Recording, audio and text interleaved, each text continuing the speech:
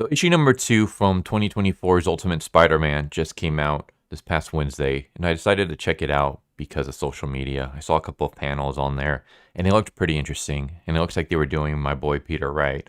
So yeah, I gave it a look, and boy, am I glad that I did. I was a huge Spider-Man fan growing up. He was my favorite superhero of all time. I read all the comics as a little kid.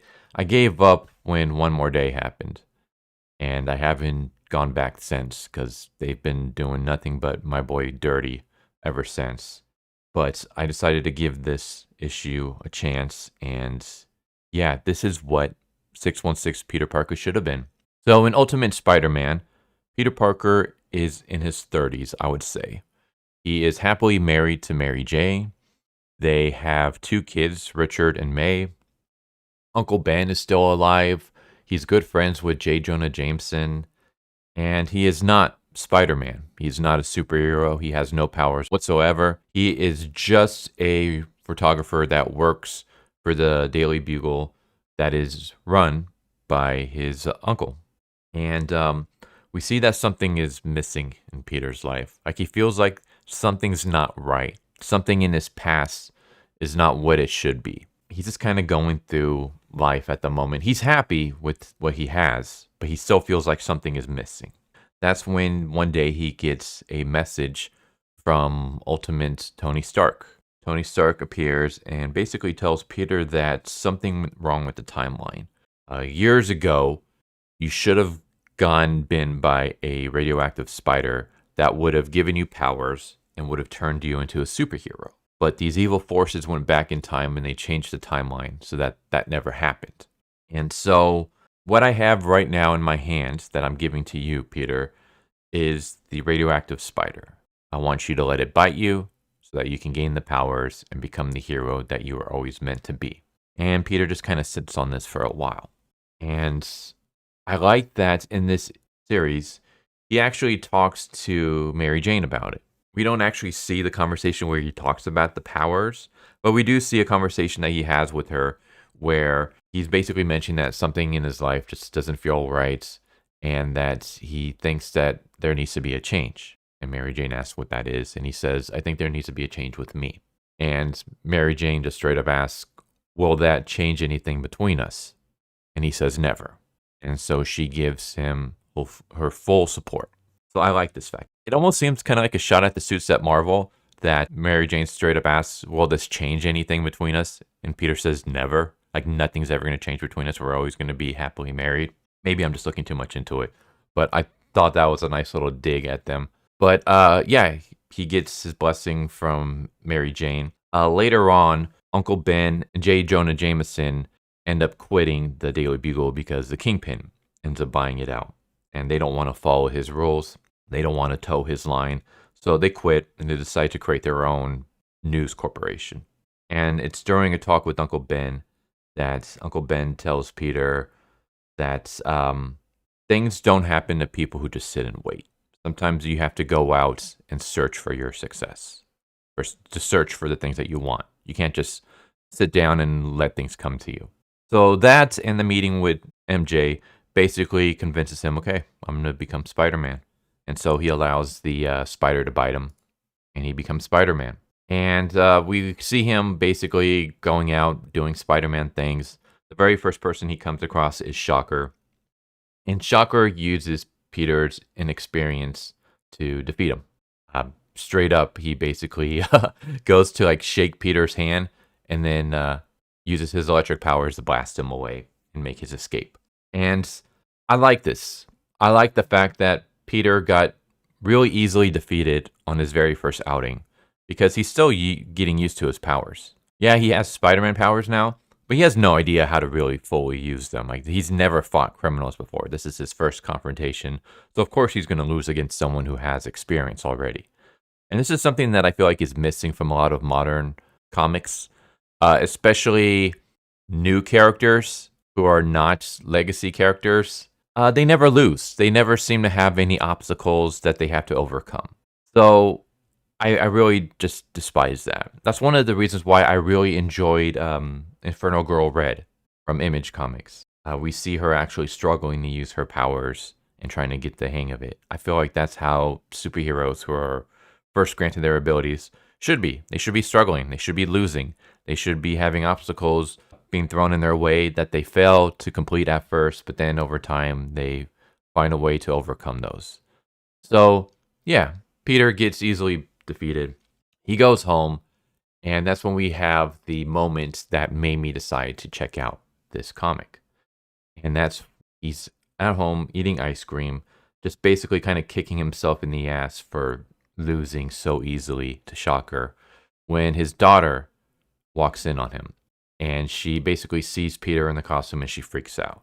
And earlier we had a moment where she was looking at photos of Spider-Man in this all-black suit because Peter Parker was taking photos of himself in the suit to use at the Daily Bugle, kind of like he does in the original 616.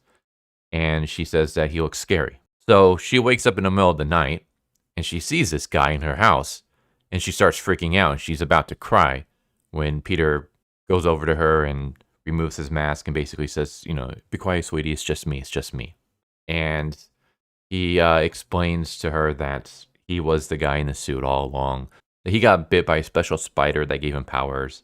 And there's even a adorable moment where she says, you got bit by a magic spider? He's like, yeah, sure, that's what happened. But yeah, he says, you never have to be afraid of him, of the costume man, because he's me, and I will never hurt you. They have this little moment where Peter basically bribes her to not tell her mom or her brother by sharing ice cream with her. And so the two of them are just eating ice cream, and she says, I still don't like the costume. And he's like, oh, well, maybe we'll do something about that. And so we have Peter, and he's going out, and he's confronting Shocker again the next day. And once again, he gets beat. This time, he's actually able to put up a fight, and he actually does defeat Shocker at first, but Shocker basically gives him this sob story, and Peter falls for it. And that's when Shocker uses this to his advantage and blasts Peter off the roof. Peter's like, damn it, once again, I can't believe I fell for another trick. But we're starting to see that Peter is starting to get better ever so slightly. Like the very first time he came across Shocker, he easily gets trounced. The second time, he actually defeats him physically, but he falls for the sob story that Shocker gave him. And so Shocker uses that to his advantage. So he's starting to realize, okay, I can't just beat my opponents physically. I now got to beat them intellectually as well. And he's kind of kicking himself in the ass for this because he's like, man, twice I've lost. And pretty easy. I fell for these stupid ruses. Maybe I'm not cut out for this. Maybe I should just quit. And so he's actually debating on giving up being a superhero when he sees a letter taped to the fridge from his daughter. And it says, Dad, I drew a picture of your spider. I hope you like it. You're the best. Love, May. And it's Spider-Man's symbol with blue and red. And Peter just kind of looks at it and he's like, you know what? Maybe I'll give this another try. Maybe I'll give it one more day. I was like, oh man, that phrase gave me flashbacks, PTSD flashbacks. But I like the fact that it seems to be hinting that his new costume is going to be inspired by his daughter. Like the red and blue is inspired by the color she used to draw the spider. Even his new symbol is inspired by the symbol that she drew. And I just like the fact that it's his family that's making him decide to keep going and be a superhero. So MJ is the one that kind of gives him the go-ahead to start being a superhero. Right when he's down on his luck and about to quit, it's May that gives him the inspiration to try again, to try one more time. And I like this. I like seeing Peter Parker with a happy marriage, with kids that love him, kids that are not fake or hallucinations or ultimate dimensions or whatever. I like the fact that there's no Paul or whatever the hell his name is in the 616. I like the fact that we have a Peter Parker, that it's his children and his family that inspire him to be a hero. Like there's just something beautiful about that. And yeah, I love this. The series has been just amazing so far. It's only 2 issues, so I mean that could change, but so far I've absolutely loved both of the issues. They've been amazing. Artwork is great. I love everything about this series so far. I would say that there's only one thing about the series that I hate, and that's the fact that this is not 616 Spider-Man. The fact that canon Peter Parker is just a sad, depressing cuck. But at least we get Ultimate Spider-Man Peter Parker. So this is what I wanted Peter Parker to be.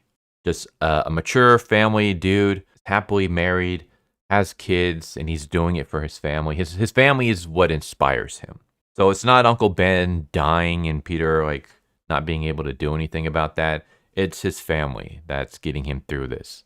And we see him having his struggles, but he's learning with every mistake he makes, he's learning to get a little bit better and better. And yeah, I just think that that's awesome. So I highly recommend checking out Ultimate Spider-Man. If you are like me and you kind of gave up on Peter Parker after one more day and just all the terrible things that they've done to Peter ever since, this is the series for you to come back to. This is what Spider-Man should be. This is awesome. I absolutely love this. So I highly recommend checking out Ultimate Spider-Man. So yeah, there you go. I hope you enjoyed, and I hope to see you next time. Take care. Later. Thank you for watching my video. I hope you enjoyed it. If you didn't, I still want to thank you for watching it this far, and I hope the next one is more to your liking. With that said, thank you once again, and I hope you guys and gals have a good one. Later.